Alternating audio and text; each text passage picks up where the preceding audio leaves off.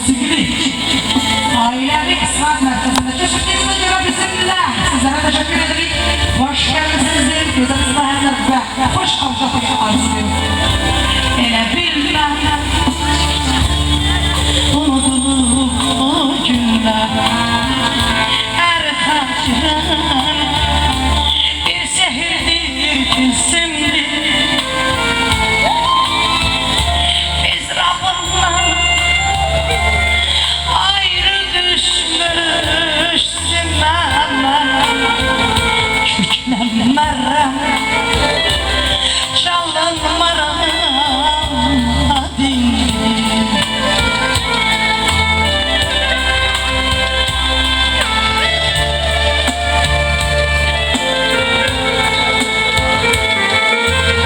Kaş göreydim sen yaşayan yerime, behte vermiş gölgen olup sürülen. Ele sen gözlerime görünen, kulağıma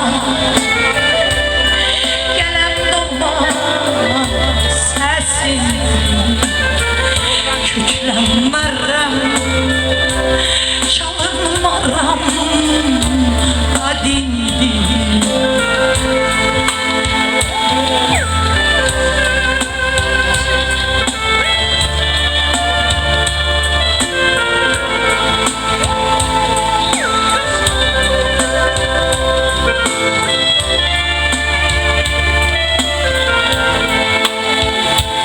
Ruhumdur bu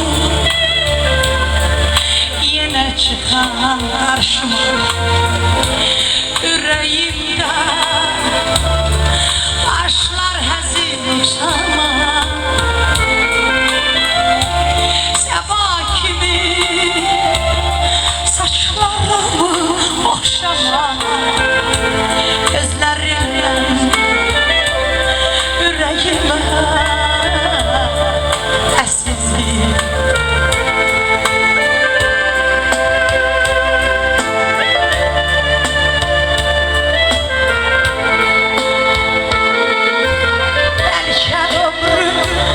Mənası kədərsiz İndi heçəm mən sənsiz, sən də mənsiz. Hərdən qəlbim bir kimsədən xəbərsiz məni deyil döyünürsən əsimdir. Məni deyil döyünürsən köklenmerem, çalınmaram hadindi. Azap dolu ümidimi kesildi. Nereden geldin? Bir kimseden habersiz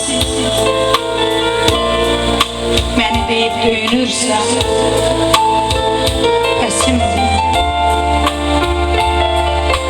əsimdir.